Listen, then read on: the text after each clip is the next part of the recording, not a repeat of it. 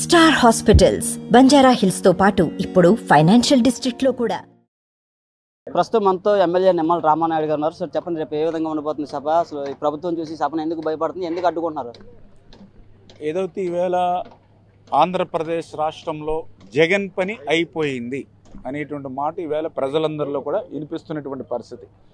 ఎందుకంటే ఏదైతే నారా లోకేష్ బాబు గారి యువగళం పాదయాత్రకు ప్రజలు పెద్ద ఎత్తున పోటెత్తడం కానీ, ఏదైతే నారా చంద్రబాబు నాయుడు గారు ఇదేం కర్మ మన రాష్ట్రానికి కార్యక్రమం కానీ, బాదుడే కానీ, బాబు షూరిటీ భవిష్యత్తు గ్యారంటీ కార్యక్రమాలకి రాత్రైనా అర్ధరాత్రి అయినా సరే ప్రజలు పోటెత్తడం కానీ, ఏదైతే మరి పవన్ కళ్యాణ్ గారి వారాహి యాత్రకి ప్రజలందరూ కూడా పెద్ద ఎత్తున కదిలి రావడం కానీ, అంటే ఇట్లా ఏదైతే ప్రతిపక్షాలు ఏదైతే పెద్ద ఎత్తున ప్రజలు వస్తూ ఉన్నారో అదే సమయంలో మరి జగన్మోహన్ రెడ్డి గారి సభలకి అంటే వాలంటీర్స్ ఈ పథకం రాదు ఆ పథకం రాదు అని కట్ చేస్తామని బెదిరించి డ్వాక్రా వాళ్ళని తీసుకొచ్చి కాలేజీలకి స్కూల్స్ సెలవులు ఇచ్చి బస్సులు పెట్టినా ముఖ్యమంత్రి గారు మాట్లాడడం మొదలు ఖాళీ కుర్చీలు దర్శనం ఇవ్వడం, మరి ఏదైతే ఇప్పుడు సామాజిక చైతన్య బస్సు యాత్ర అని పెడుతుంటారో దానికి ప్రజల నుంచి స్పందన లేకపోవడం, అంటే ఇది చాలా డిఫరెంట్గా, అంటే అధికార పార్టీకి జరుగుతున్నటువంటి ప్రజల మద్దతు ఏ రకంగా ఉంది అనేది మనకు అర్థమవుతుంది. అదే సమయంలో ప్రతిపక్షాలకు ఏ రకంగా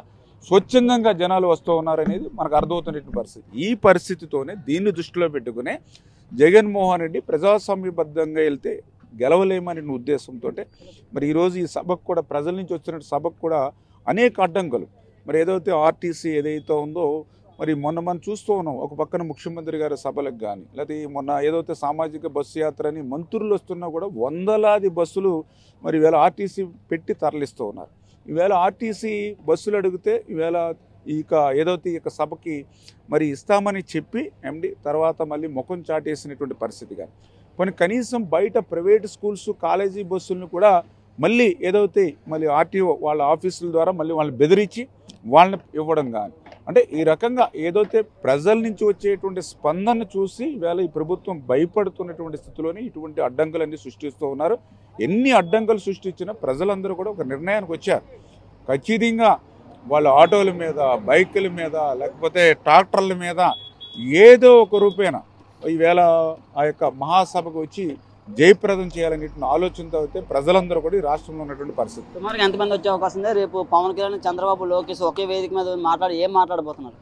ఏదైతే రేపు జరిగేటువంటి సభ ఆంధ్రప్రదేశ్ రాష్ట్రంలో ఒక చారిత్రాత్మకమైనటువంటి ఘట్టంగా, ఎందుకంటే గతంలో ఏదైతే చంద్రబాబు నాయుడు గారు అక్రమ నిర్బంధానికి గురై మరియు విడుదలై వచ్చిన తర్వాత మరి మొట్టమొదటిగా బహిరంగ సభలో ఆయన పాల్గొంటూ ఉన్నారు ఒకటి.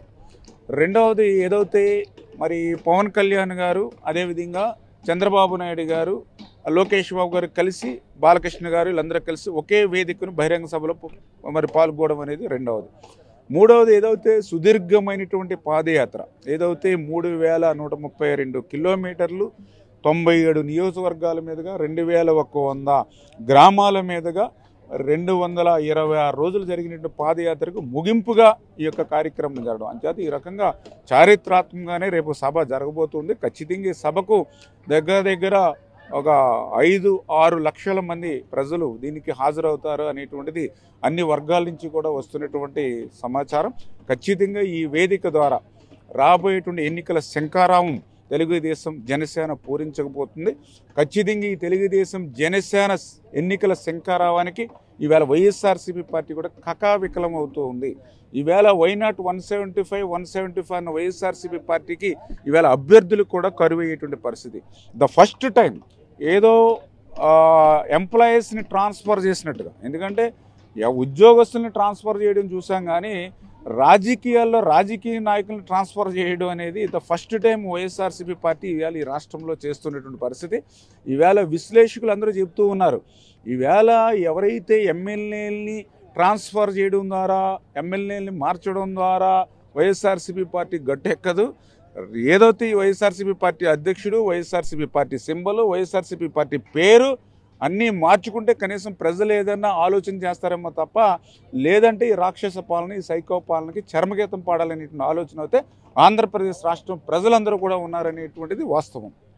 ఇది ఎమ్మెల్యే రామానాయుడు గారు చెప్తున్న పరిస్థితి. పూర్తిగా అయితే రేపు వచ్చేది టీడీపీ జనసేన ప్రభుత్వం, వైసీపీ పార్టీకి అయితే పతనం స్టార్ట్ అయిందని, పూర్తిగా ఈ బహిరంగ సభ చూసే భయపడుతుందని, అందుకే ఇక్కడికి వచ్చే వాహనాలన్నీ పూర్తిగా అనుమతి ఇవ్వడం లేదు. అలాగే రేపు ఆర్టీసీ బస్సులు కూడా వాటికి మేము అనుమతి పెట్టుకుంటే ఫస్ట్ అధికారులు ఇస్తామన్నారు, ఇప్పుడు ఇవ్వలేదని ప్రధానంగా అయితే చెప్తున్న పరిస్థితి.